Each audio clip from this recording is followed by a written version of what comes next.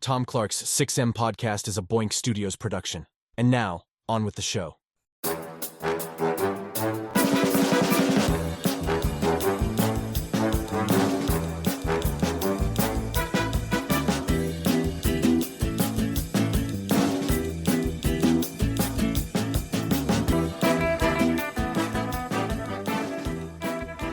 Hey, what is up? Welcome to Tom Clark's 6M podcast. I'm your host, Tom Clark, and in this episode, I'm joined by co-host Phil Lindsey. Part 3 of comic book movies don't always work. Spoiler alert, if you're new to the genre, welcome.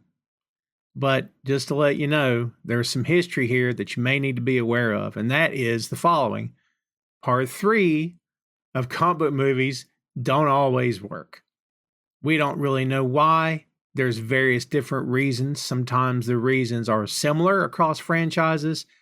Sometimes they're not. We've covered our fair share of part 3s here that just did not work. I'm looking at you, Blade Trinity. Just did not work. X-Men 3, The Last Stand. Yeah, we did that.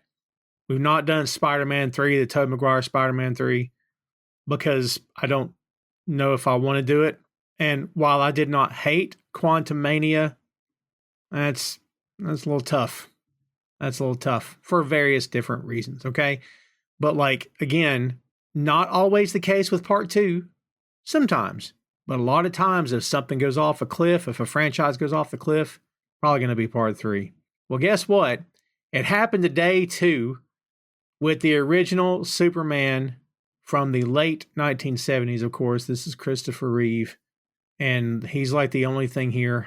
And there's a whole bunch of nonsense in Superman 3. And talking off mic with Phil, I've seen this movie a bunch growing up. And again, I don't know that my external critic hat was on when I was a teenager and preteen, but buddy, it's on now. And man, this is not a good movie. Don't want to ruin it for anybody if you haven't seen it. It's not a good movie. Spoiler alert, everybody. It's not a good movie. By the way, someone else is in this movie too, and I'm not going to diss the guy because he's an effing legend. And we'll get to it because there's a lot of wackadoodle stuff to cover. So everybody buckle in and hang on. Superman 3 is a 1983 superhero film directed by Richard Lester from a screenplay by David Newman and Leslie Newman, based on the DC Comics character Superman. It is the third installment in the Superman film series and the sequel to 1980's Superman 2. The film stars Christopher Reeve and an assorted variety of actors in this godforsaken film where Superman battles a corrupt businessman who has constructed a powerful supercomputer to kill him. I know. Superman 3 was released in the United States on June 17th, 1983. The film proved less successful than its predecessors. Shocking, both critically and financially, grossing $80.2 million. That's right, kids. $80.2 million, nothing to sneeze at, but the budget was $39 million. And as we said, this is a tough one. Total running time of 125 minutes. Yeah, well, we're going to cover it. So there you go, kids. There's your lowdown on Superman 3.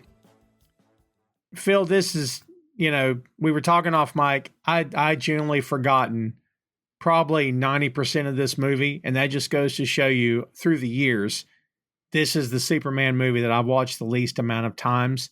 And I'm not even going to talk about that horrendous part 4. But man, how long has it been since you've watched this movie? It's been a while. Of course, I still see some of the clips from it pop up every now and then,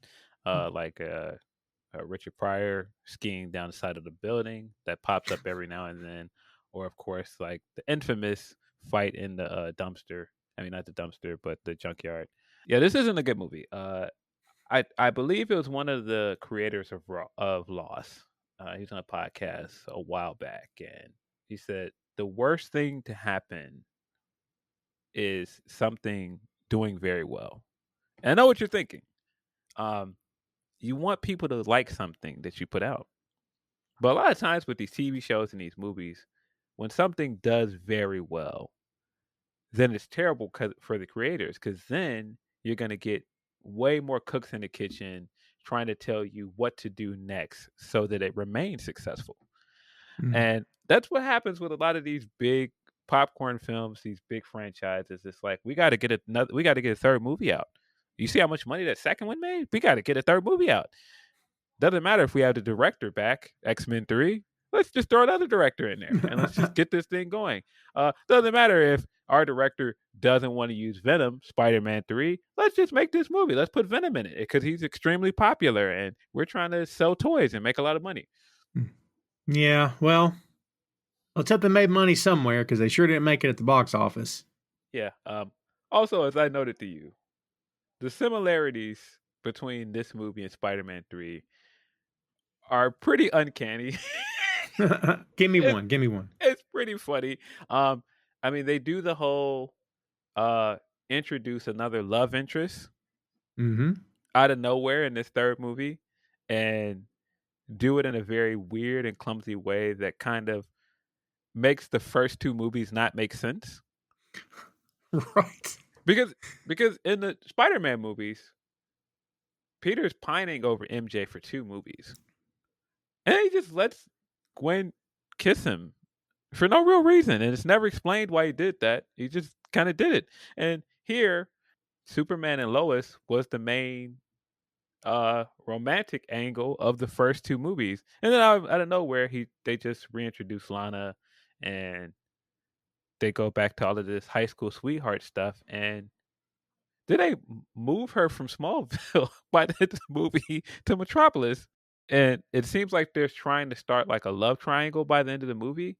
But it doesn't really make sense to do that based on what we saw in the first 2 movies. Doesn't make any sense. And by the way, was there a moment where Clark was like we're just supposed to assume that he had an unspoken thing for Lana when they were in high school, but he never really says it out loud, does he?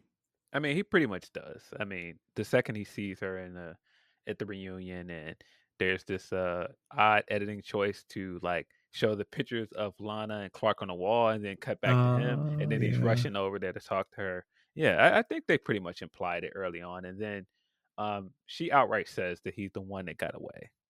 Yeah.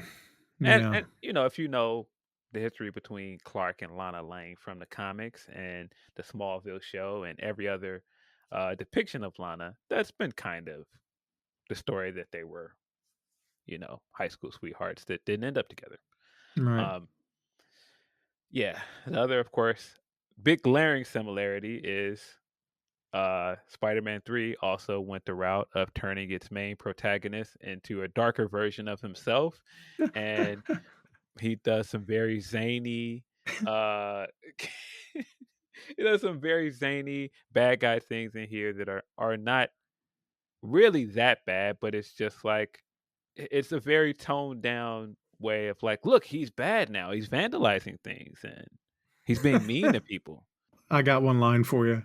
Well, I hope you don't expect me to save you because I don't do that anymore. Yeah, an awkward scene where they're on top of the statue and a woman is trying to seduce him. Why did she go all the way up there? Go all the way up there to seduce him. Just to get his attention. Yeah. So funny, man. God almighty. And what's he say to Lana when they're in her house? He says something like it's not every day, you see a pretty girl like you all alone. I'm like, oh my God, this is getting dark quick. Like, yeah. I totally forgotten that bit, man. Yeah. Kudos to Christopher Reeve, man, because he does a great job here. Yeah. Because he's Christopher Reeve and he's fantastic and throughout this franchise, even though it very much jumps off a cliff in the third installment. In the first 2 movies, he's playing Clark and he's changing his mannerisms and the way he talks and everything once he becomes Superman. But now he basically does 3 different roles. He does Dark Superman, he does regular Superman, and he does Clark. And he's given the task of trying to carry this fight in the junkyard, fighting himself. And he really does an exceptional job, to be honest with you. He does. He's believable. The suit gets all dark and dingy. Yeah. And he starts growing his 5 o'clock shadow. Yeah. His hair is a little mussed up. I mean, Yeah. as a kid, this was huge for me, man. I'm like, Superman's going bad, man. Like, I didn't know what was going on. Yeah.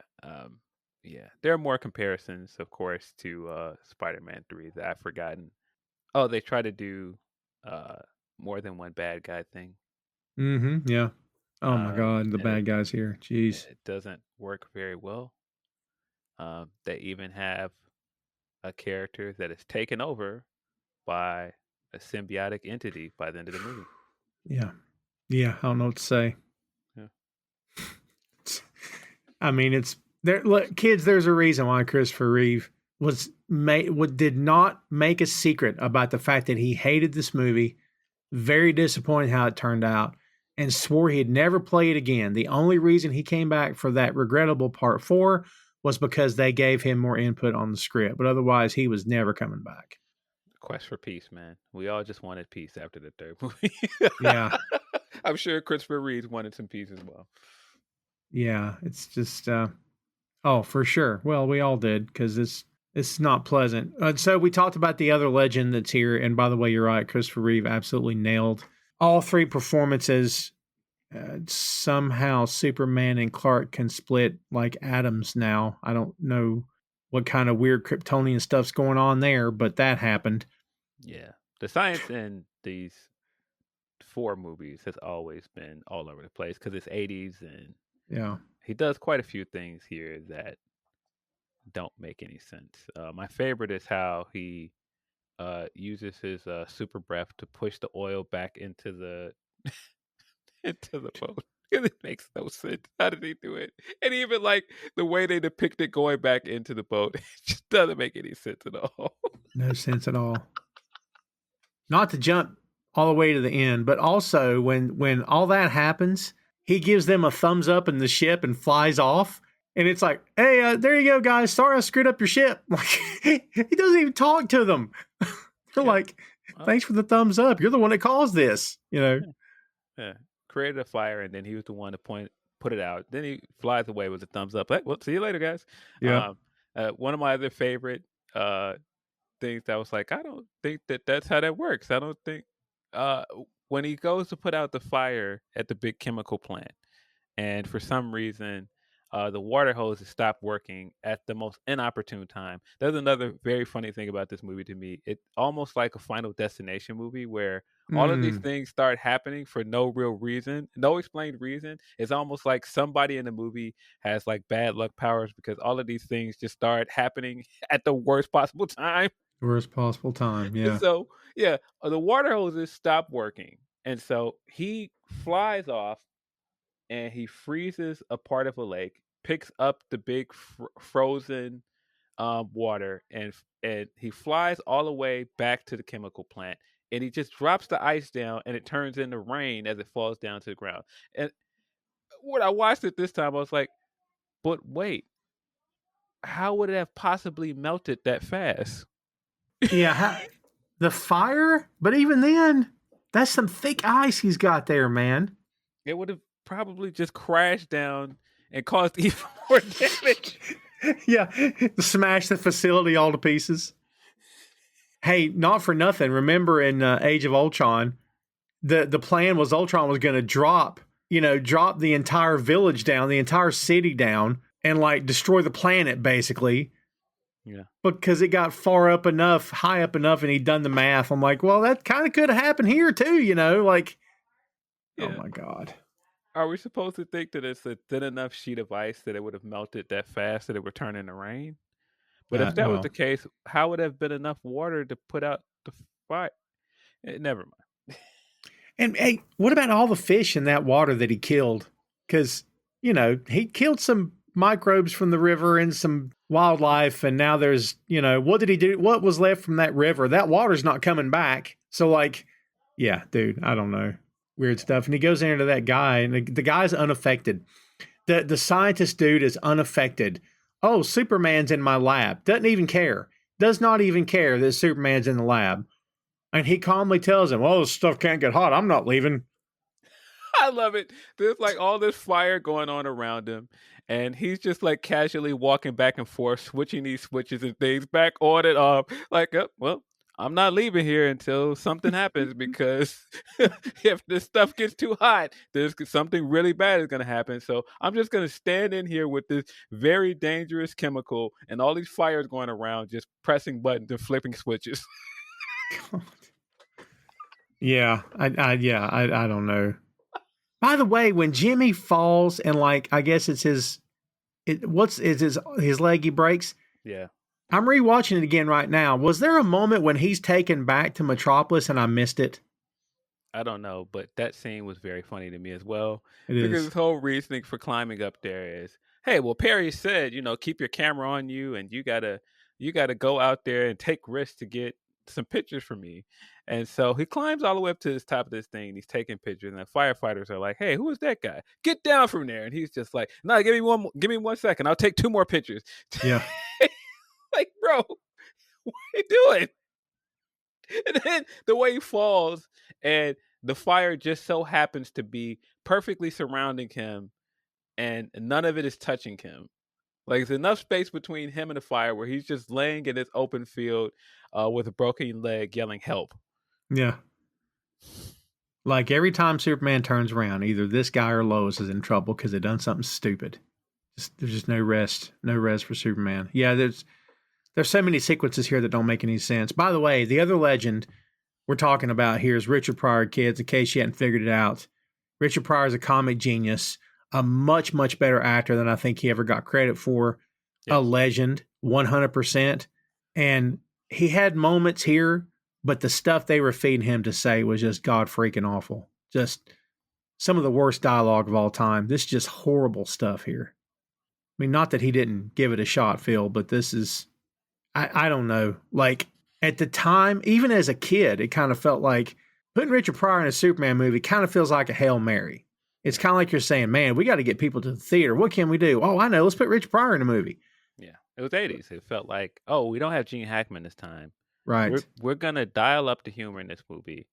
If we're going to do humor, who can we get that's very popular, very funny guy? How about that Richard Pryor guy? Let's get him. He's going to sell some tickets. And it never felt like he really fit this movie. It just felt like one of those episodes of Simpsons, like, what is TV's Luke Perry doing here? Like, that's what I always felt like this entire movie. Like, what is Richard Pryor doing here? Right.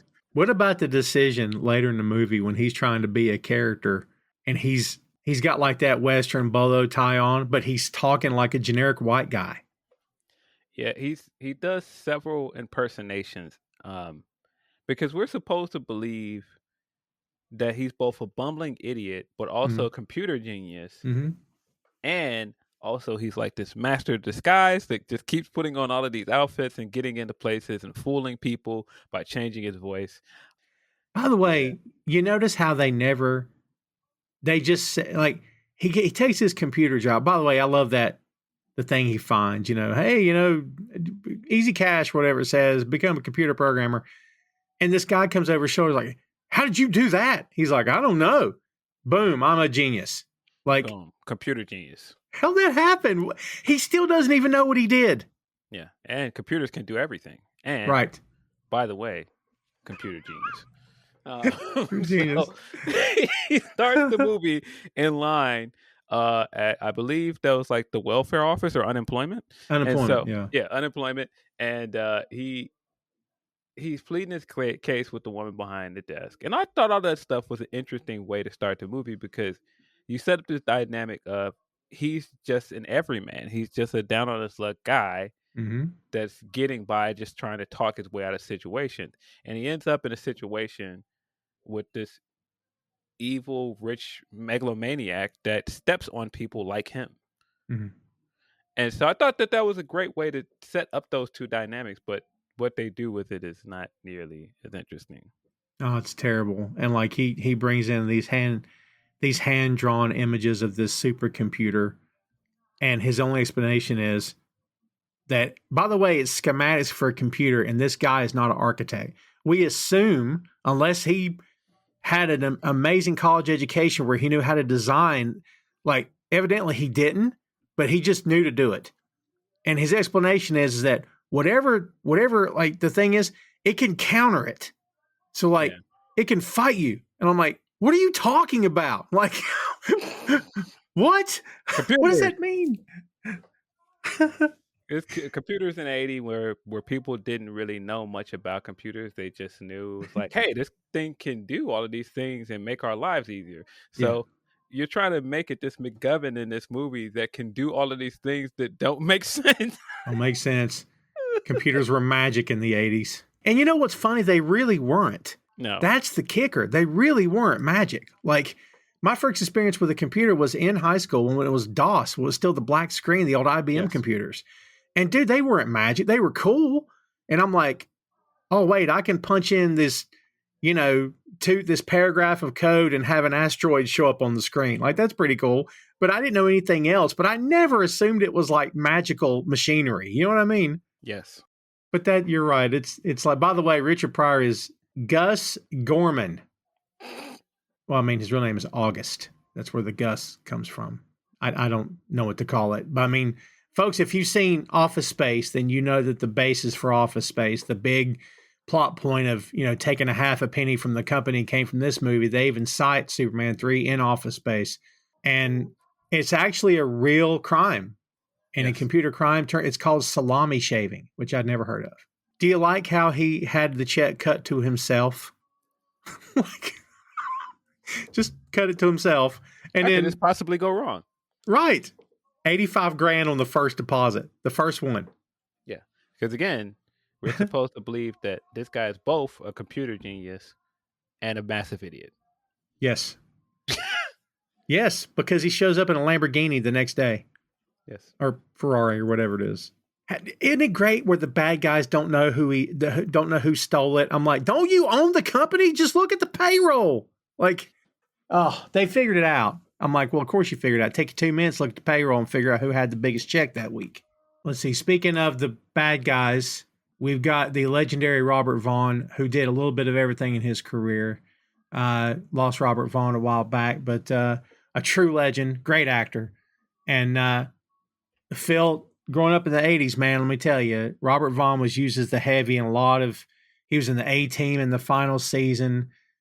I didn't think it was a good fit, but buddy, he did his best. And, he was in basketball and any number of other things in the 80s that he was always the villain. And he was so good at it. But there again, Phil, the lines of dialogue he's reading, he's giving it his best. But man, this is a tough watch, man, even for Robert Vaughn. Yeah, he's like a slimy businessman. Do we even know what it is that he does? Like, no, we just know that he's been rich all his life. Yeah. He has all of these trappings and stuff of a rich man that also don't really make sense, but it's the 80s. For some reason, he had snow and all of the makings of like a ski setting on the top of a building in the middle of Metropolis, which, why? Yes. Because initially when that scene started, I thought that they were like in Colorado or somewhere where there's snow, and no, they're still in Metropolis. Yeah, top of a building. Okay. Somehow that works. But correct me if I'm wrong, wasn't he the main antagonist in basketball as well? He was, yeah, for sure. That's what I thought. Yeah, I kept thinking, like, I've seen him so many times play this kind of character. And that's right, he's also the villain in basketball. Mm-hmm.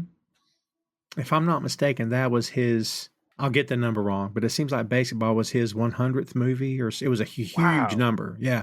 They celebrated I could be wrong, but it was a big number and they celebrated on the set. I saw behind the scenes. And he was awesome. The whole cast and crew were applauding for him, and he's very, very humble guy.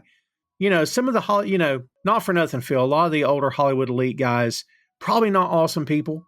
But then there was others like him and Jimmy Stewart and a number of other guys who just seemed like normal dudes who just like to act. And it's the old guard of Hollywood, man. I feel like it's pretty much gone at this point, unfortunately. But he is Ross Webster. Webster, was it Webco? Webco, I think that they call it here. Something like that, his company. By the way, no Gene Hackman, as you said before. This movie really, really misses Gene Hackman, man. Yeah, you could feel it. You could tell that they're trying to do the same thing with the Webster character and Gorman, and it just doesn't really work.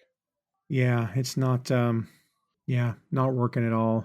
But he's here, and Pamela Stevenson is Lorelei Ambrosia. By the way, how do you like how they just did as much close-up shots of her cleavage as they possibly could in this movie? Because again, because it's like, of course, Lex always had his sidekick that was there as like the eye candy, and she was kind of silly and ditzy. And they tried to do the same thing here, and it just couldn't. It didn't feel, couldn't have felt any more derivative. Like it was like, what? Why are we doing the same thing but also attempting?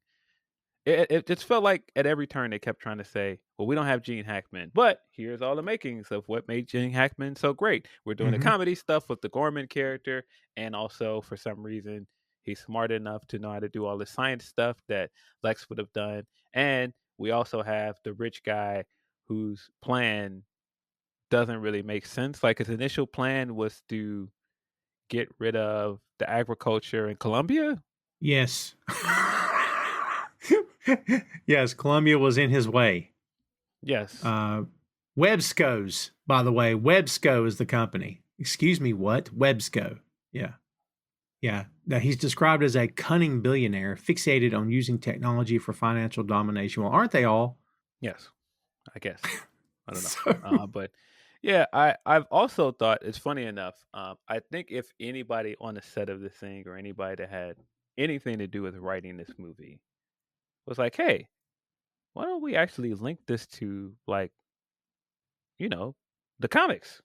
mhm. This movie would have improved a lot because I think the Gorman character works better if he's just Toyman. Mm. Mm.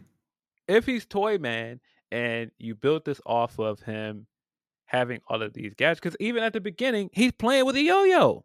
Mhm.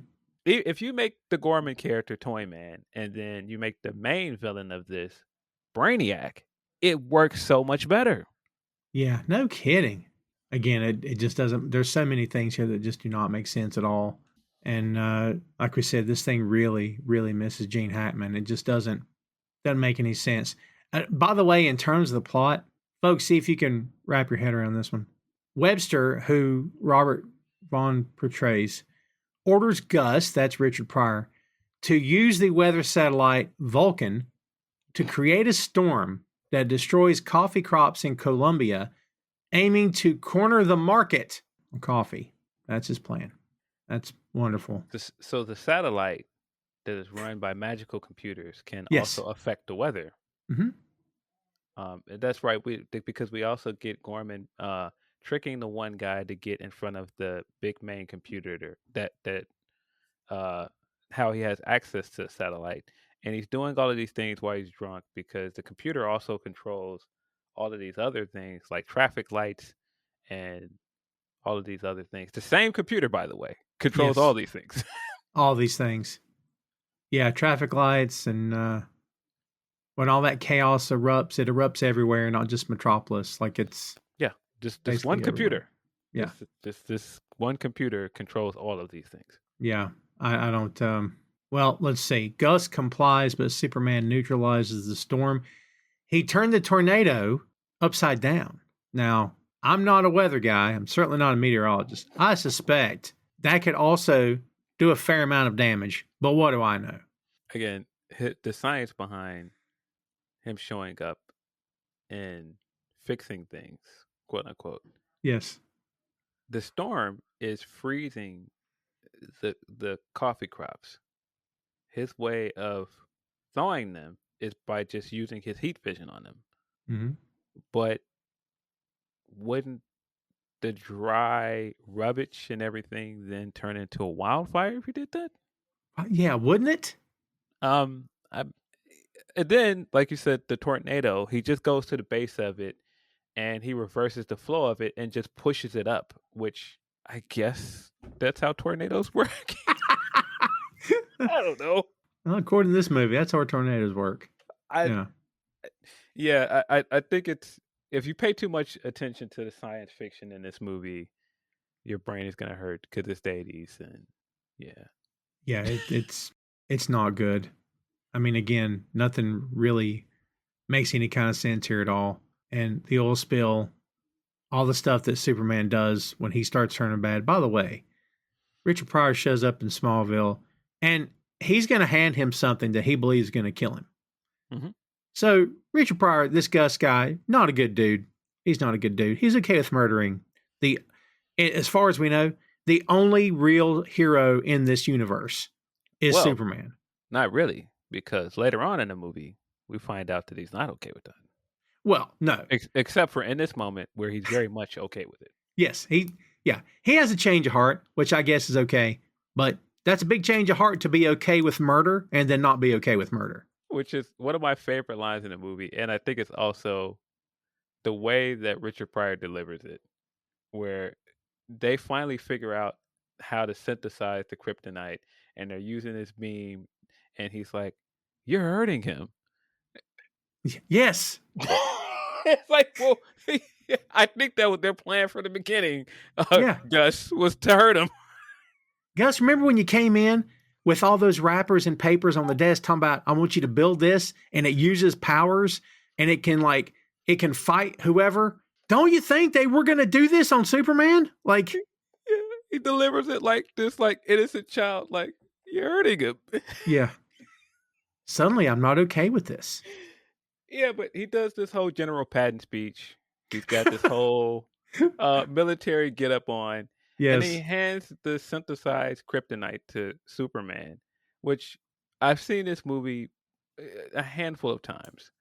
But I think it was the second time I saw it where he hands it to him. And I'm like, well, wait a minute. Are we supposed to believe that Superman doesn't know what kryptonite looks like? Because why would he accept that? Oh my It's God. clearly kryptonite. It's not even like he covered it up. It's not like he put it in a box and gave it to him. No, he just hands him a big chunk of kryptonite. Mm-hmm. He could have had it. He could have had it fashioned into a key. He could have had like key to the city or like a medal. It could have been a medal, right? He doesn't try to disguise it at all. He just gives Nothing. it to him. He just gives him a big chunk of kryptonite. Superman's kind of a moron at this point because, again, like you said, he would know. He would at least know what he's being handed. Boink Studios is the home of Tom Clark's Main Event, Tom Clark's 6M podcast, and Two Nations Under Ted, a Ted Lasso podcast. Visit the site today for links to every podcast platform, social media, special announcements, and a lot more. Check out the site and bookmark today, boinkstudios.com. By the way, why didn't they just do red kryptonite? Because in the books, red kryptonite changes his behavior. It doesn't kill him, but it changes his behavior. Come on, man. There was no comic referencing here. Yeah, that's true. And the stuff that he does, his version. Now, look, wrecking the oil tanker was pretty bad. All right, that I'll give you that one. But straightening the Leaning Tower of Pisa, and then blowing out the Olympic flame. This is like a teenager, like pushing a cow over. You know what I mean? Like, what are we doing? I mean, it's on a much bigger scale. That's all that was missing was him strutting up that street and dancing. Yeah, it was. But yeah, straightening up the Leaning Tower, blowing out the Olympic torch. Yep.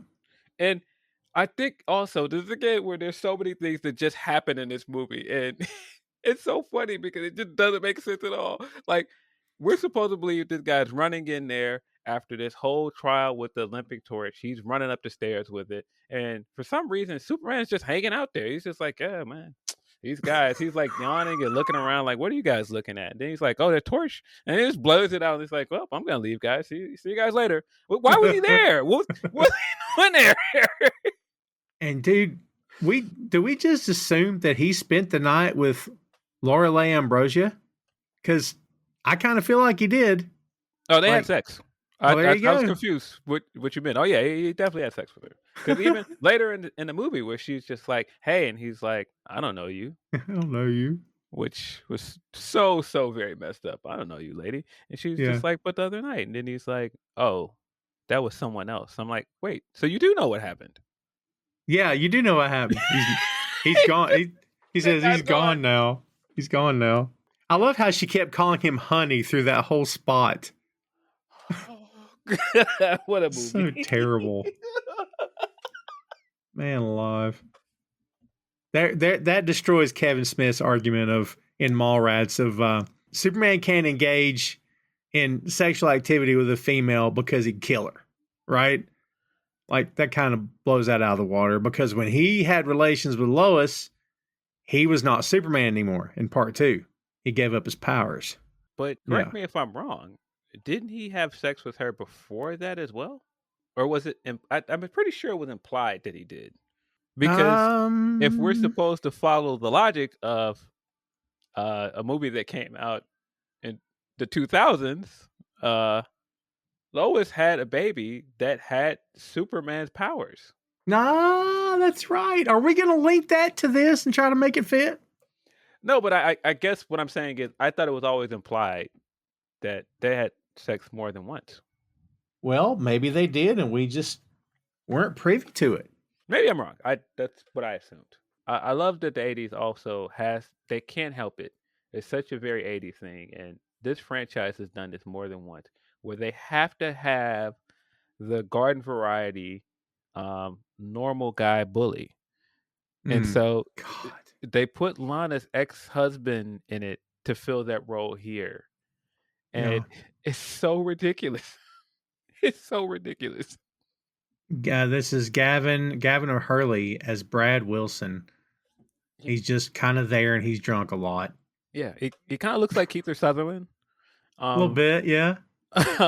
Yeah, he's just kind of stereotypical bad drunk husband. The first time we see him when he comes into the reunion, he's got his bow tie undone and shirt undone. So you know this guy's up to no good. Then his voice is slurred. I was like, we're doing this, huh? Can't, huh?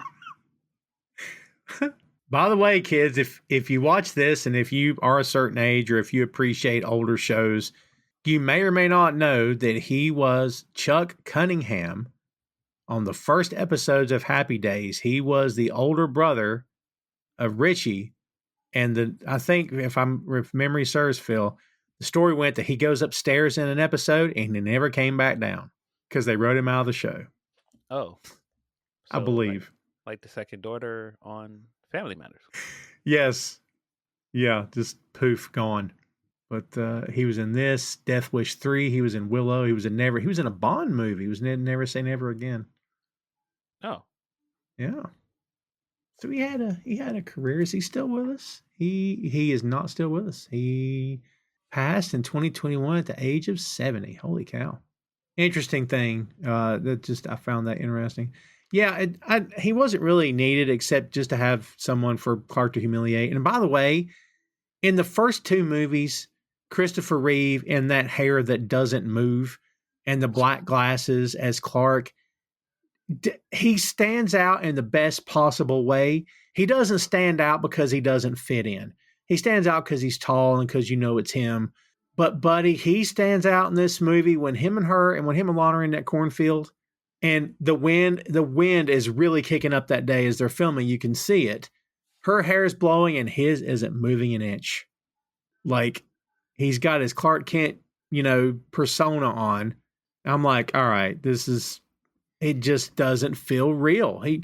Honestly, he feels more natural in the Superman suit compared to this one scene to me anyway. There's several scenes in the Clark persona where it's just like, I don't know what I'm watching. When they're at the reunion and she's like, well, Clark already asked me to dance. And it cuts to him doing like the most outlandish dance moves. Terrible. And she's just standing there looking at him like, what are you doing? And then then they put on the slower music and they slow dance and it turns into a normal scene. But then there are the scenes like him just walking up the street, like at the beginning of the movie where he stops that cake from hitting the one woman and he slaps this guy clearly in the face with the cake. And he doesn't even, he's saying sorry or nothing. He just keeps walking. Doesn't even know it. Let me just tell you, man, this movie was, I'm glad you mentioned the opening credits. This movie was doomed from the beginning. The opening credits, the first face you see is Richard Pryor. I don't have a problem with that. But then we got credits that were just shoved into this chaotic, Rube Goldberg machine of chaos in Metropolis on the city street. The blind guy and all this other stuff. And I'm like, what am I watching? What is this? Like I said, it's like a Final Destination movie because all of these things are just happening. Like there's no like thing that's setting these things off. Like there's a big a giant robot or something in the middle of the city that's tearing things up. No, all of these disasters just start happening. The guy almost gets drowned in his own car because the police are shooting at this guy running away. Like they're just shooting into a crowd at this guy running away. Yes. They shoot, so they end up shooting the guy's tire out, and he runs into the fire hydrant, and then the water from the fire hydrant starts coming up into his car, and his car starts filling up with water, and he almost drowns in there. And that's another one of those. I don't think that's how that would happen if there's like this big water fire hydrant gushing with water under the car. I don't think it would then start to fill up the car like it's a big tank. Yeah, why couldn't you just got out of the car? I don't understand why the And then again, like I said, all these catastrophic things happen for no real reason. The handles on the door just won't work. They can't get him out. Yeah. Yeah, it's ridiculous.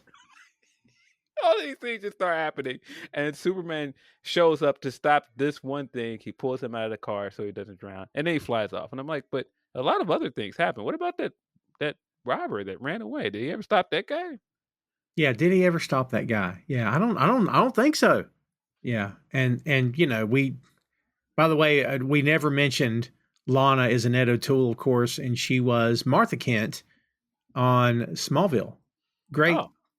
Yep, that's her. So a great turnaround, keeping her in the universe. That was pretty cool. Yes. Yeah, there's also the bit in the opening where he runs into the photo booth to change into Superman. And Dude. He goes down the pictures of him changing into Superman, and he's like, "Oh, can't let this get out." And he just rips the bottom off and gives it to the kid. Yeah. Here's a nice headshot of me. See you later. And what happened to the other pictures he had? Did he stuff them in his tights? What happened to him? By the way, what'd you think about the little mechanical penguins on fire? I'm like, is this a Batman movie? What am I watching?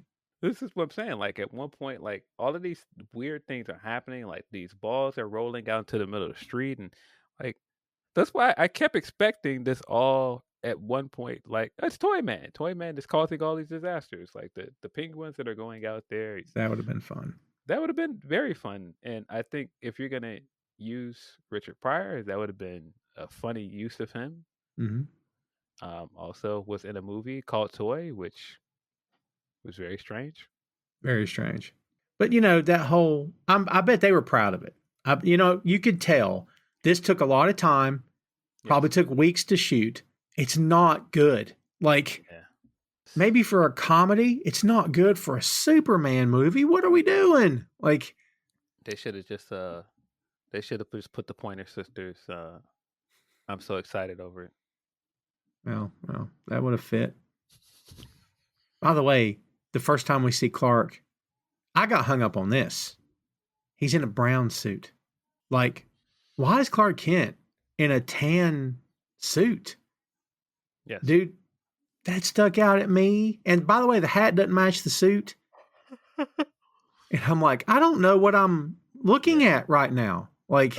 Yeah, a lot of things happen in this movie that, as somebody that watches a lot of these things, and then we do this thing where we podcast about them or something, and so you will end up analyzing things, and it's like, how did this get made this way, or how did this person end up here? Were they supposed to be there, or was there like a contract? Was there like a dispute with Margot? And that's why we didn't see Lois very much in this movie. We see her at the beginning of the movie, and then we see her at the end. She's very tan.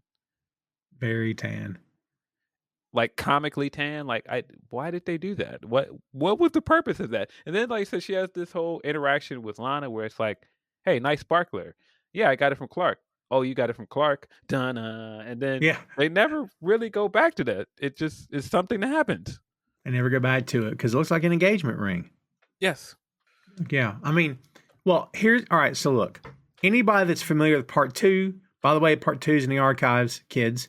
The Donner cut, all the problems he had with Lester, the problems he had with the Salkinds. So Margot Kidder was not happy when Donner was fired. Okay. And she was not shy because Lois Lane, not a shy lady. Well, neither is the real actress that played her. Well, she made it known to the Salkinds, who, because of what the things she said, cut her part in this movie down to 12 lines and less than 5 minutes of screen time. To me, that's revenge. That's petty.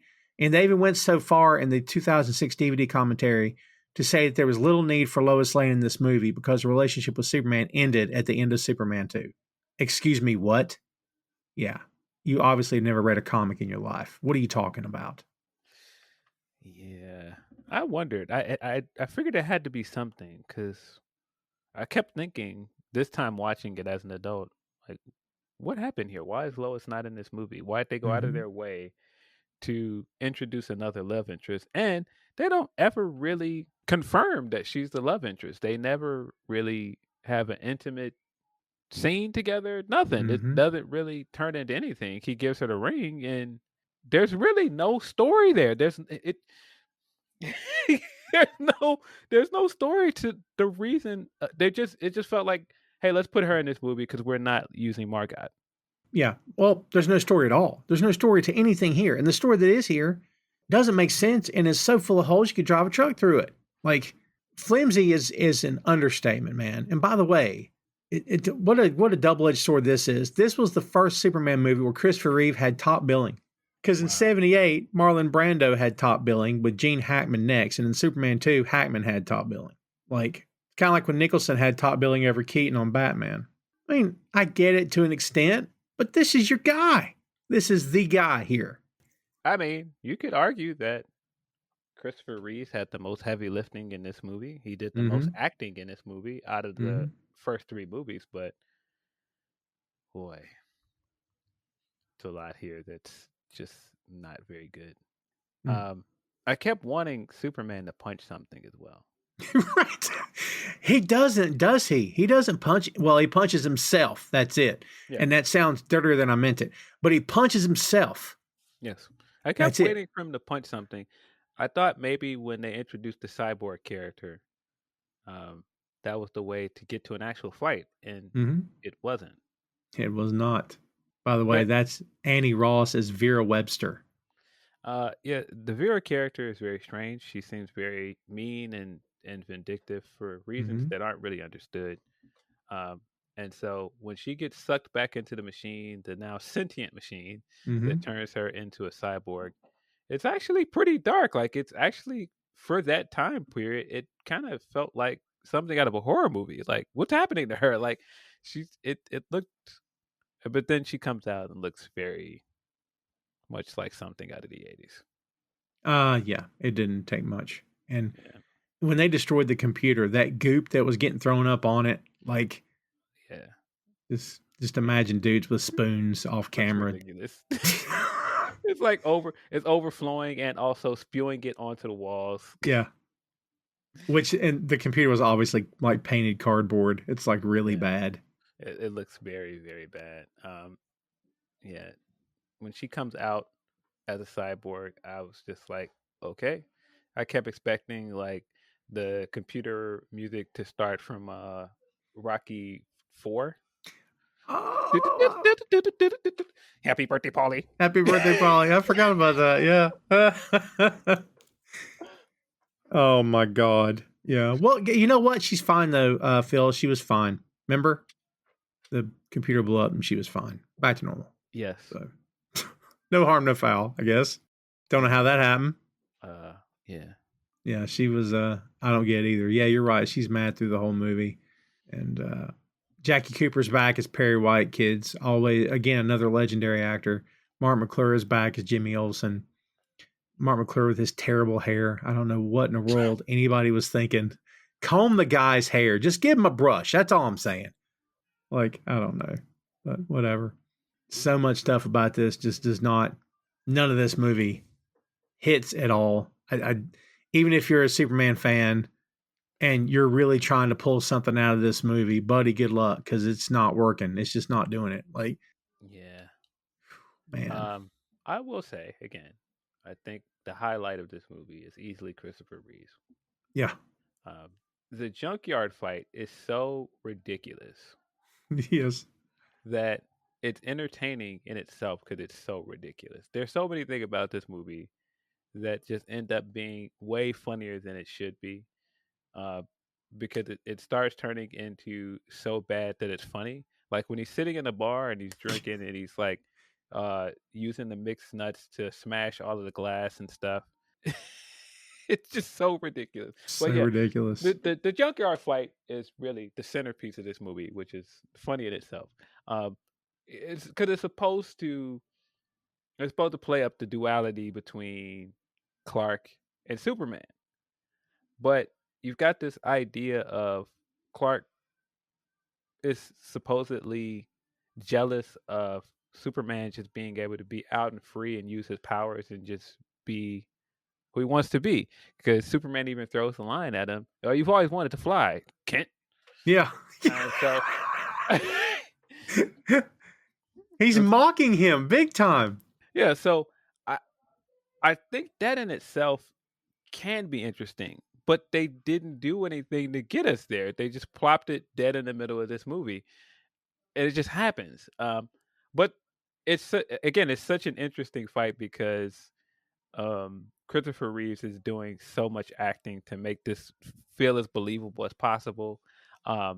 It's so ridiculous because, like you said, Clark comes off very cartoonish in a lot of settings. So you just put Clark in the middle of this junkyard in his suit and his glasses and his hair and everything is all exactly the same, and he's just gonna fight him. It almost feels like one of those John Cena memes, like when he pops up out of nowhere, and it's like John Cena, like what?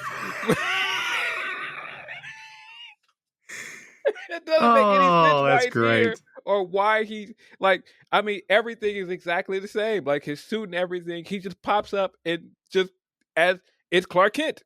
You know, hindsight 2020, in the year 2025, we're going to tell these good people how to go back and remake this film, Phil. But having said that, dude, this could have been Bizarro. I don't know why they couldn't have just found a way. And talk about Reeve being able to, have some range. If this had been Bizarro, oh man, that would have been fun to see. Yes. But yeah, I will admit, when we get to the end of it and the climax of the fight is Clark choking Superman, and then he just vanishes, and he looks up, he looks around, and then the original score comes on, and he ripped his shirt open. It was a great moment, but boy, this movie is not good. Yeah. it's not good. It's not good. And it took us, an hour and a half to get to that. Yeah.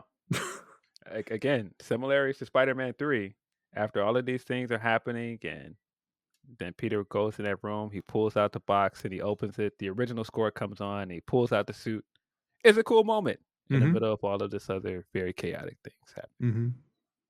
Dude, I will say the shot of Reeve as Clark in the press where the sides are coming up is great. It is. Right? It looks so good, man. Yeah, I'm telling you, there are a lot of things about the fight in the junkyard that I enjoy. Yeah. But it's so inherently silly because if we're to believe he's just fighting Clark Kent, he should have been dead after the first punch. He could. What? Yeah, I don't know. The tires going down around Superman remains one of the best moments. I don't understand. He's throwing them up in the air, and they're all just landing on him perfectly. And coming down perfectly, landing on him, and he traps him, and then he just bursts out of him, and he drops that big crane mechanism thing on him, and the way it lands on Clark, it's where it looks like it just like plants him clean into the ground like a nail.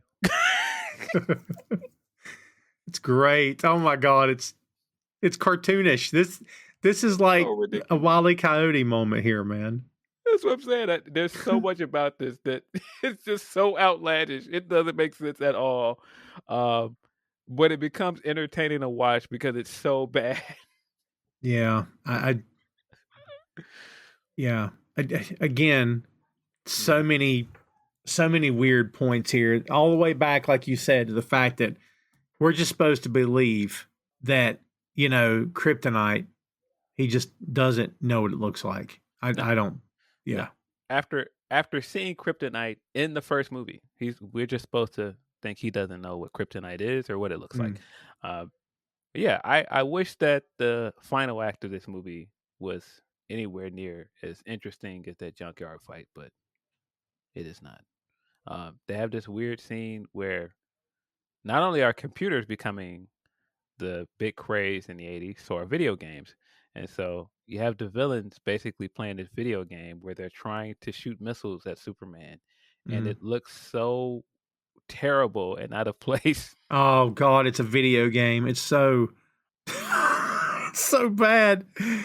It is, and Vaughn's really into it, right? Doing it, and I'm like, oh, this is so freaking But terrible. again, the video game aspect works better if Gorman is Toyman. It does. Oh, missed opportunity, man. And then they keep putting Richard Pryor in, like, let's put Pryor on a donkey. Like, they just make him keep having goofy moments. And Yeah, he's in there with the rest of them. With all of them are now wearing all white get-ups for some reason. And Superman comes in there and he's like, I'm not with these guys, despite the fact that he's dressed with these guys and he's been a part of their plot for the entire movie. The entire movie, they all went to the same tailor. That's what happened. Yeah. It's a very Dr. Evil moment from Austin Powers where all the villains have the same gear on. Yeah. I will say some of the jokes with Richard Pryor did not land very well, but two particular ones are very funny every time. When he first gets cornered by Webster and he's like, I can't go to jail. There are robbers and rapists that rape robbers there. That's a very funny line. I've always wondered if he improvised that. But then also one of my favorite bits of the entire movie that is funny every time I see it is Superman does the right thing. They're in this, was it like a coal mine? Yes. Yeah, they're in a coal mine where he just squashes a piece of coal into diamond because apparently he can do that. But they're in a coal mine and the coal guys are talking to him and he's like, yeah, you guys looking for someone that knows how to work a computer? If you guys want it, you could hire Gus Gorman. He's great. And you're supposed to look at it like, oh, look, this is why Superman is so great because he's down to earth. And he didn't just leave Gus. He didn't just leave him to go back to his situation. He tried to help him. And then Gus is like, I don't want the job. Dude, yeah, I don't get... Because they were like, yeah, we got a computer. It's a small one. It's a little bitty one. Yeah. But I love it because it's so in character with who Gus has been since the beginning of the movie. It is. Like, he's this down on his luck guy, but his situation would be better if he just worked at anything. But he wants to take shortcuts at everything.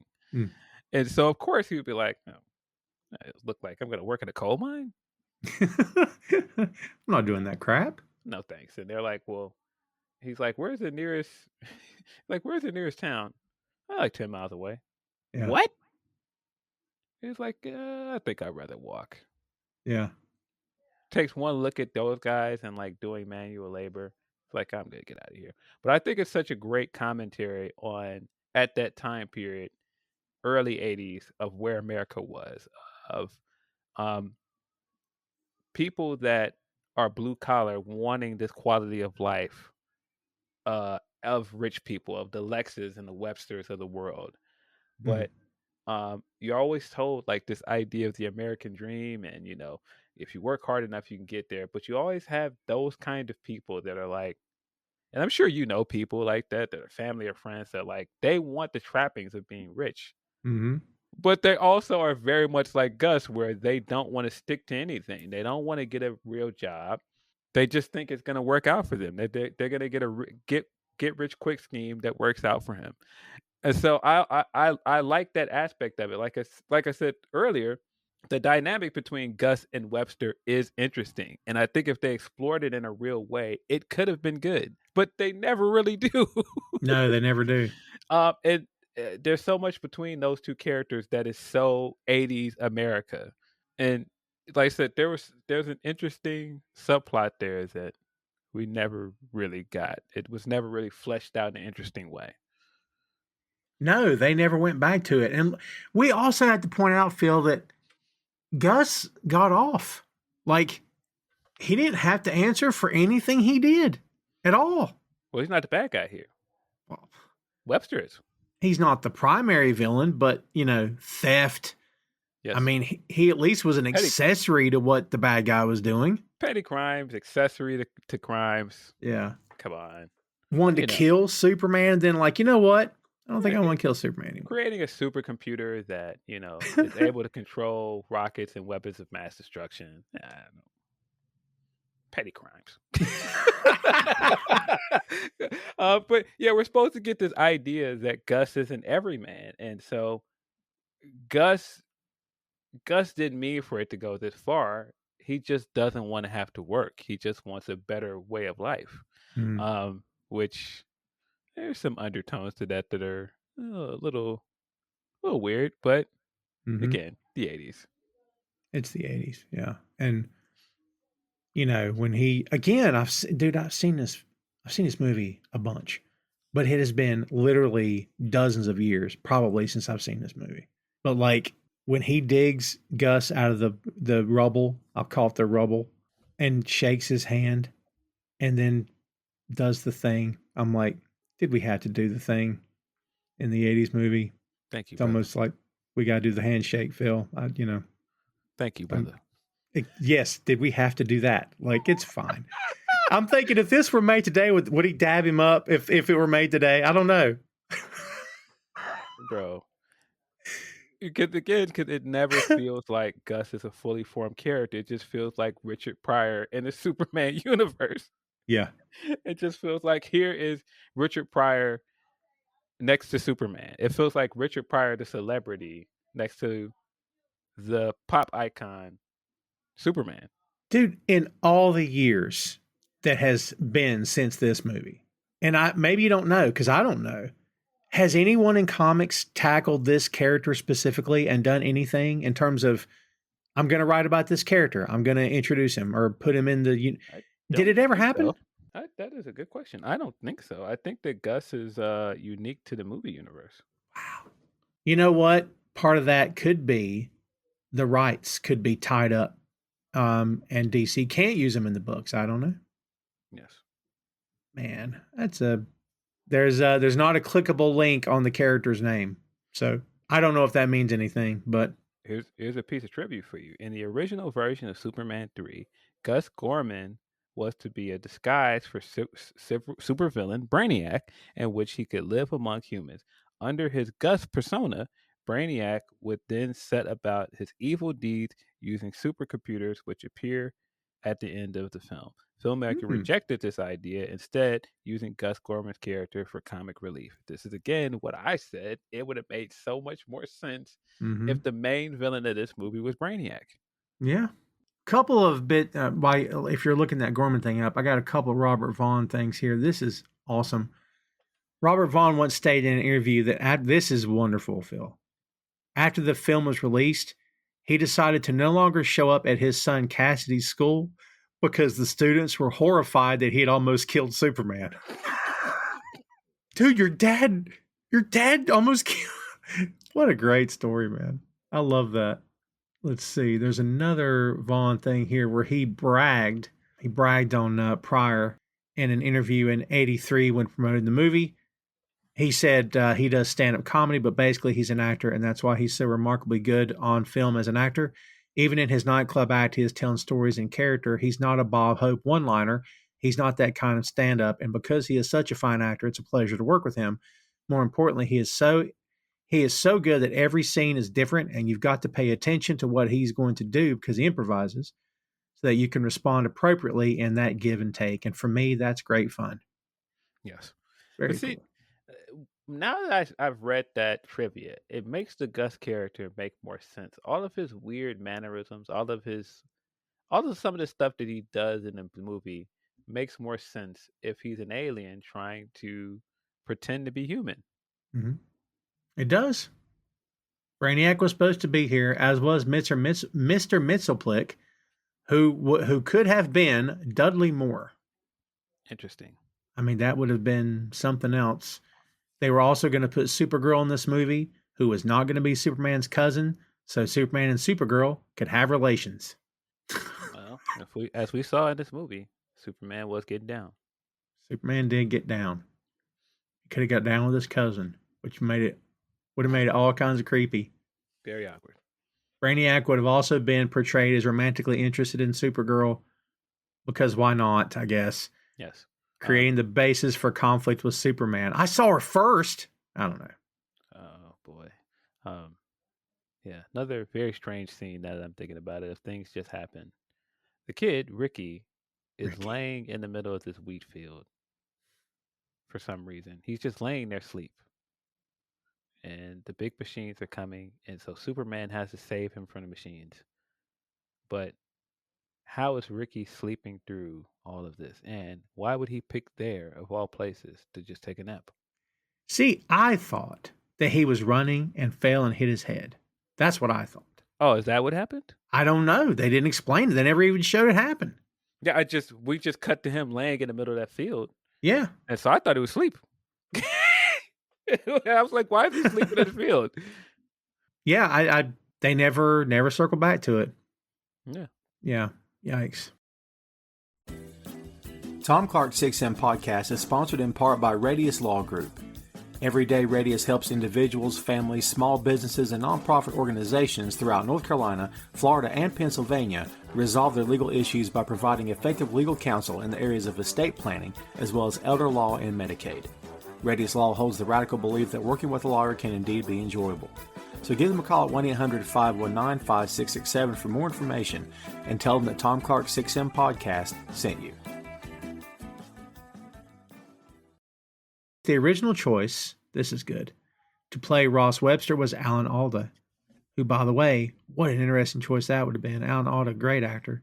They wanted an actor who could be ruthless without losing any charm, and Ilya Salkind said in the DVD commentary his choice was Frank Langella. Langella did star as Perry White in Superman Returns in 2006. He was also Skeletor in the ill-fated Masters of the Universe film. Yeah, I don't know that he fits the tone in this movie. No. In his autobiography, Richard Pryor admitted that he thought the screenplay was terrible. The only reason he agreed to appear in the movie was for the $5 million payday offered to him. Brother, I would have took that too. I assumed he made a lot of money making this movie. They paid him $5 million and got $80 million at the box office. So they really got 75. I mean, once you factor in payroll and everything, yeah, it wasn't a good day for this franchise. Yeah, we were just recently talking about the new DCEU Superman movie that's coming out and why so many people are excited about it. Yeah, when you look at the timeline of Superman movies, it's pretty bad. It's like you got the two good movies in the 80s, and then you get Superman 3 before the 80s is even over. 1983, you get Superman 3, and you get Superman 4. We don't get another Superman movie until 2005, 2006. Yeah. That's a long time. And boy, the movie we got in 2006 was not great. Not great. And so then we get Man of Steel, which very polarizing movie, to say the least. And then in the next movie, they kill Superman. Yes. Kill Superman in the next movie. The first ever cinematic crossover between Batman and Superman. They kill him by the end of the movie. What a brilliant choice. So we're going into a Justice League movie. Again, not just first ever cinematic appearance of these two characters. Cinematic debut of Justice League. We're going into a Justice League movie where Superman is dead. Yeah, I would have to say that people just want to see Superman show up in bright colors with a dog saving things and just being Superman. Yeah, sounds like fun. Well, I'll tell you, I am insane looking forward to that new Superman movie. And buddy, if the fanboys are still mad, I mean, look, you wanted Scorched Earth. Yeah. They gave you Scorched Earth. You wanted Superman to kill somebody. They gave it to you. Yeah. You wanted a suit with dark colors and no briefs. They gave it to you. Yes. They gave you what you believe is this should be real. No, it shouldn't. It's a comic book. Okay. Yeah. So feel they got that, but now they're going to get a comics accurate Superman. And I bet they'll still hate it.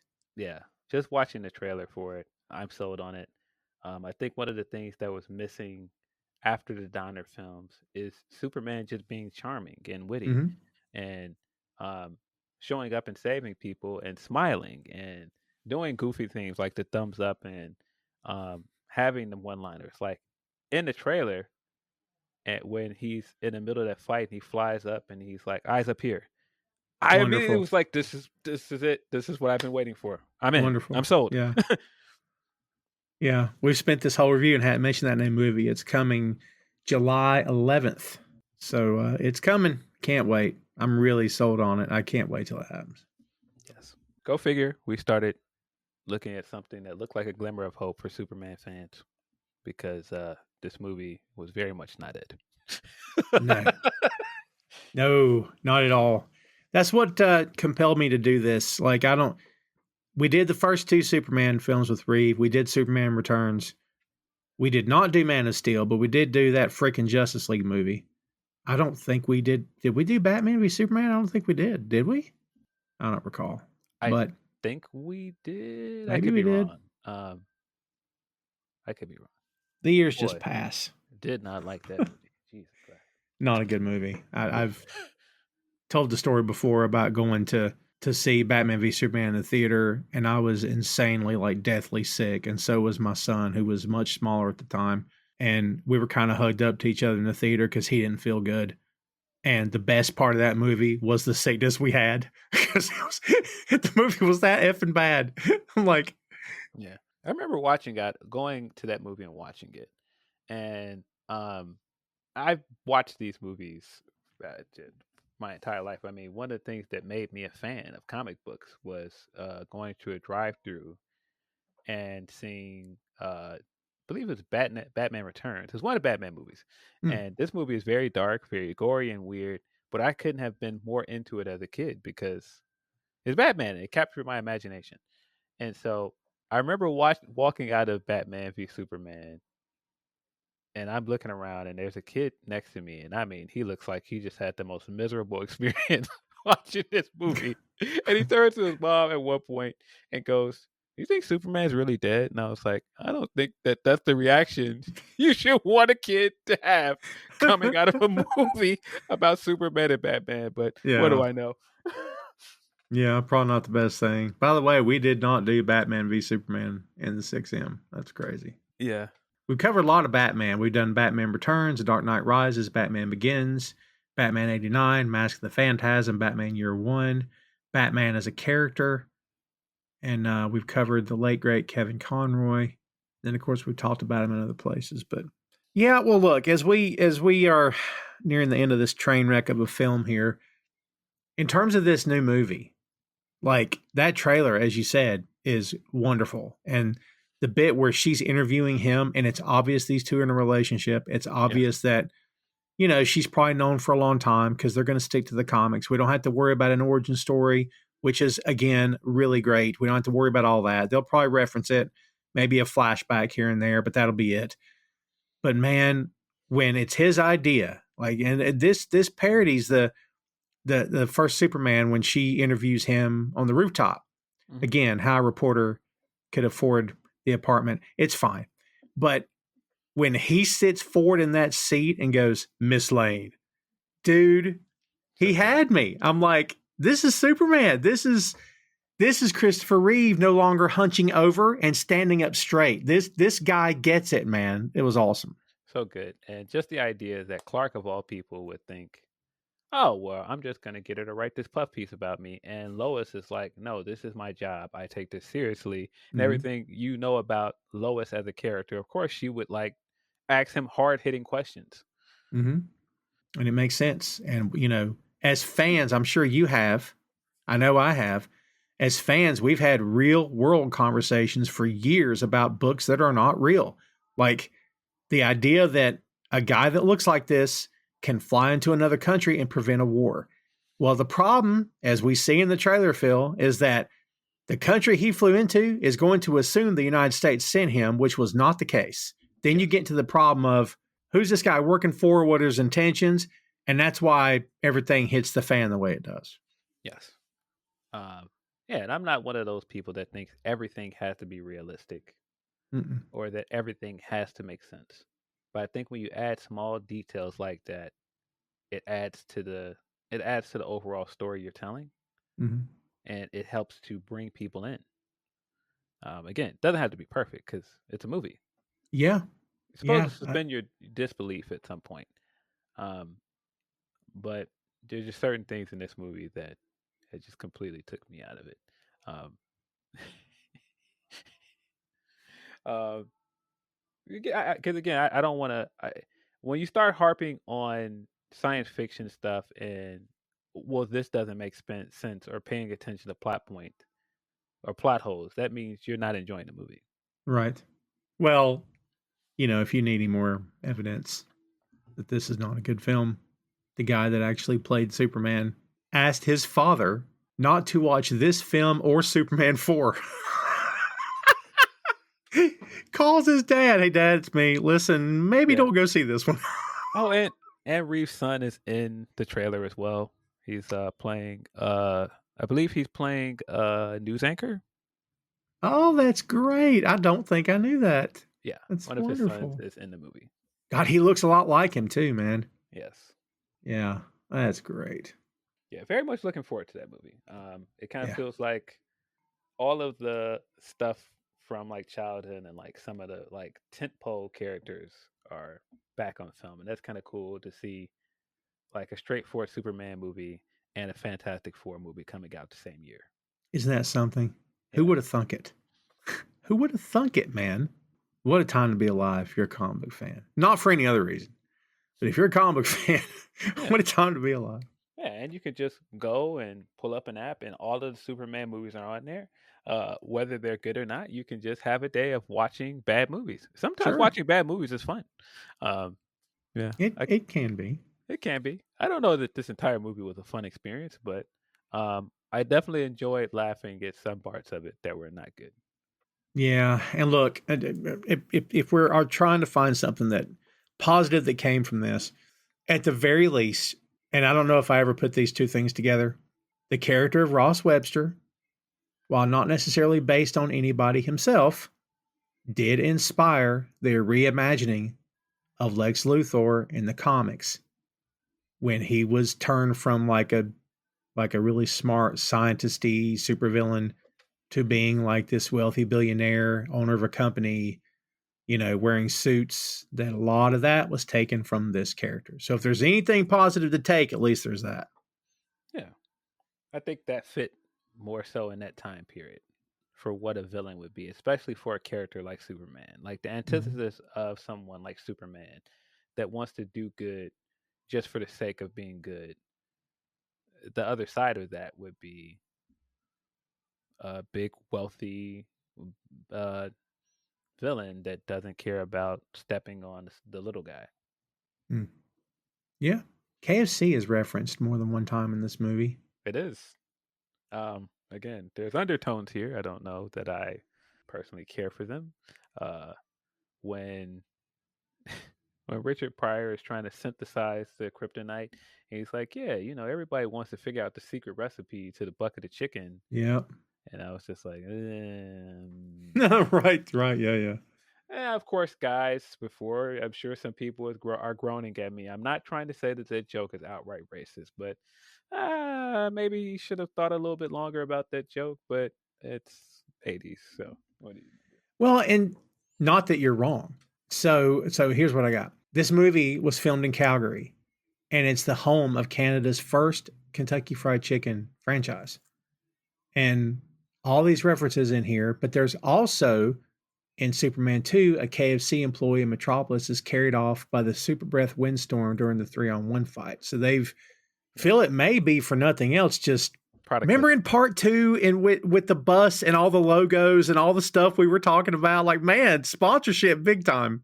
Yes. When he's fighting Zod and in the middle of Metropolis, and they have like the big Coca-Cola sign and all the other stuff. A lot of product placement. I mean, product placement has been a big part of Superman films since the very beginning. I mean, that was also a big part of Man of Steel. A lot of product placement in there. I believe there were some in Superman Returns as well. I think you're right. Yeah. Yes, there absolutely was in Superman Returns. Yeah. Couple more things here. The junkyard fight scene, of course, was done with stand-ins and later edited together. The split screen moment happened when both Clark and evil Superman, as they're calling him, were on screen at the same time. Richard Pryor was paid $4 million, the biggest ever salary at the time for a black actor. Eddie Murphy beat this record. Yeah, beat the record when he was paid double the amount for Beverly Hills Cop 2 in 1987. Yes, a lot of Crazy. similarities if you look as well to the Axel Foley character and Gus in this movie. The Hmm. way he slicks talks, the way he uses like the impersonations and stuff to get in places. Mm. And yeah, there's reference here about the lighter shade of brown for the suits, which again I'm not a big fan of. But also in this movie, Christopher Reeve is wearing some wigs, just partial hair pieces, as Superman and Clark, Yes. because he was allergic to the dye they used in Superman 2. Yeah, I thought it was the most obvious as evil Superman that Hmm. he's clearly wearing a hairpiece. Just the way his hair moves, just the way it looks. Hmm. But yeah, I do have to give them kudos on the changes they made to Superman. The subtle changes, like making his skin darker to making him look like dingier, like in his suit darker, his hair and everything. And it's also just down to mannerisms of Christopher Reeves, the way that he stands, the way that his face looks, the scowl he's making. Hmm. Um, it doesn't feel like, oh, he's doing the I have to go around frowning everywhere. But at several points in the movie, he looks disgusted. He looks like annoyed. He looks very much annoyed with the human race. Yeah, maybe he was annoyed at having to make this movie. But that's why I'm like, there's so much interesting stuff that I do think that they did with the dichotomy between evil Superman and Clark, that if they explored it in an interesting way, it would have worked better. Because it felt like the commentary here was that Superman, evil Superman rather, was just like, these people suck. Like, why do I waste my time saving these people? Mm. These people are terrible. Yeah, they're just gonna kill each other. They're just Yeah. gonna, yeah. There's no hope for these people essentially. Like, why am I wasting time flying around saving people? Mm. I'm just gonna have to do it again and again and again and again. Well, there's, as we said, this is certainly not the first two films. Far cry from Superman 2, which, the Donner cut, that part one will always hold a special place for me personally, and for a lot of other people too, all around the world. But that part two, the Donner cut specifically, is just an excellent film. And it's, for as many little moments of goofball that there may be, it's not anywhere close to this. But like, Yes. there's things that set this apart and not in great ways. One of the first things, like we mentioned earlier, Phil, is that the opening credits, they don't happen in space. They just happen on this Yeah. ridiculous sequence. This is also the only Superman movie to this point without nuclear weapons, which I didn't even think about that, but it's true. Even Superman 4 has a nuclear weapon in it. Oh, it Uh, does. More than one, and this is the only one in which Gene Hackman, Susanna York, and John Hollis do not appear. This one does not have the Fortress of Solitude, and it's the only one to not have romantic scenes with Superman, Clark, and Lois, which again, we knew all that. Yes. Mm, yeah. Well, Yeah. This movie is from the very beginning, the credits and the music that's playing over all of this stuff that's happening. Just the note it starts off on, like, yeah, we're in for a wacky ride with this one. yeah. But yeah, man, can't say enough great things about Christopher Reeve, and I think with the timeline that I laid out earlier for Superman movies, the bar for truly great Superman movies is kind of low, Mm, isn't it? it is. I think so. 'Cause, I mean, we all like the first two Donner films. They're great movies, Hmm. but they're very much relics of their time period. They are. Uh, Batman got a chance to have so many different iterations where he does have those uh, late 80s, early 90s Batman films that are very much dated in some ways, but he does also have a high mark like Dark Knight or something that's drastically different from that in the Matt Reeves Batman films. Uh, Hmm. Superman doesn't have nearly as good of a track record on in film. No, For not at better or all. worse, it's not even close. Yeah. Well, look at the third movie in that Nolan trilogy, and the Yeah. of the three, the third was by far the weakest one, I think. Again, studios start meddling, and Hmm. that's usually where problems are had. Plus, Lester didn't want to be here. He was not a comic book fan. The only reason he did this movie was because Pryor was involved. And, we're Beatles guys. He directed Hard Day's Night and Help. But, Wait, really? I didn't know he that. did. Yeah. Wow. And he, all the stuff, the back and forth with him and Donner wasn't awesome. And, this thing was doomed, I think, Phil, from the start. Why do you sign up to direct a Superman movie when you don't like this character or comics? Yeah, he's not a comic book fan. He wasn't high on coming back for part 3. And I'm like, then why are you here? Like, It's a paycheck. Sorry, I forgot. paycheck. Yeah. Right? Jeez. Did you have a flashback to the Back to the Future when they were playing Earth Angel in Smallville there? Yes. At the dance? That was pretty good. Yeah. I thought all of the music that they were playing at that time period when because again, Clark is in there dancing like a goof. Very funny. And by the way, Mark McClure, who played Jimmy Olsen, was also Marty McFly's brother. Yes. Also, if you want to draw some other, Earth Angel is playing, but Clark is also wearing a white suit, like Marty's dad is at the dance. Right. Very good. Also has his hair slicked back and has glasses on. Oh, Yep. similarities. Yeah. Well, kids, there you go. There's that freaking Superman Part 3 for you. I'm pretty sure when we did Part 2, we said, I'm sure I said, we're not doing Part 3. But I don't know. I want to talk about Superman because I'm excited for this new movie. So you didn't want to talk about Superman Returns? No. Wait, we've done Superman Returns. Oh, okay. Well, Yeah. there you go. See, you can't remember anything either. We're not young like we used to be, and I'm going to include you in that conversation too. Just going to have to face it, man. We've done so many episodes. I wasn't sure if we've done Superman Returns or not, but now that I'm thinking about it, I do remember having Superman Returns. Another very funny, interesting approach to a Superman movie, where again the director decided I just need to punch anybody. It's fine. Yeah, don't punch anybody and act just like Christopher Reeve. And action. But why do I have to act just like Christopher Reeve? Because this is a sequel. Yeah. Is it though? I don't know. You're an actor. Yeah, right. And Brandon Routh, by the way. He's great. Yeah.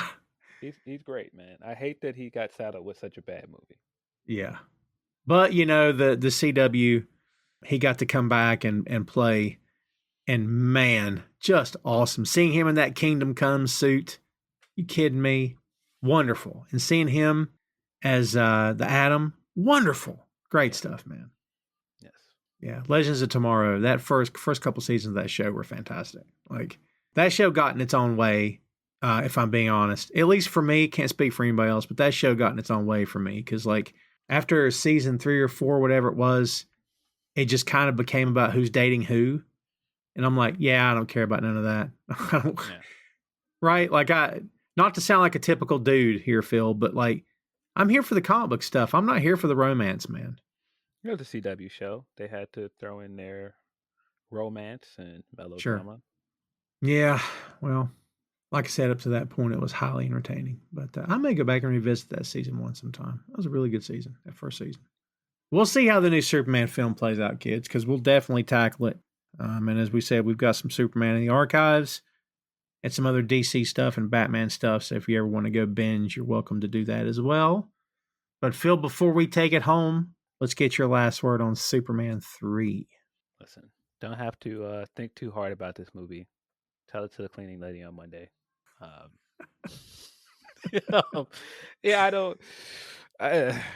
There aren't a lot of great things to say about this movie. I think if you're just somehow a completionist and you want to watch all 4 of the original Superman movies, of course they are on Max. You can go and watch them. This movie's not very good though. It is very funny in some ways. I feel like you can see all of the highlights of it on YouTube without having to watch the entire movie. But in case you're some kind of masochist, like we are apparently, and you do want to sit through this entire movie, at least you'll get the great Christopher Reeve in this. You'll get you won't get a great depiction of what made Richard Pryor a genius, but he's also here as well. And some bits that are a little funny, not nearly as funny as some of his other movies, but I know you're asking yourself right now, as a last word on this movie, you're not doing a great job, Phil, of selling us on watching this movie. But I don't think that I can because it's not a very good movie. Not a very good movie. If you just come for Christopher Reeve, then that's fine. If that's the only reason you're here. And if you're a Pryor fan, he's here. Is Pryor in the midst of his cocaine addiction? Buddy, you better believe it. This was not a great time, probably for him personally. I'm glad he got a good payday. If you're asking me, would I rather see Richard Pryor in a film or not see him in one? I'd always rather see him in one. But, this was a weird fit. Still felt like a money grab by the studio to try to get people to come see it. Yes. But, it's one of those, it's kind of like, I'm kind of glad it happened, Phil, because it's one of those weird things that stands out in comic book. It's become like mythology of comic book films, how this movie just kind of sticks out like a sore thumb. Yeah, it's also why currently when people say this movie is terrible or this movie is bad, it's one of the worst comic book movies I've ever seen. Buddy, if you weren't there for the 80s and you weren't there for some of that early 90s stuff, you don't know what bad is, buddy. No clue. Because you missed that yeah, Roger Corman Fantastic Four, I'm telling you.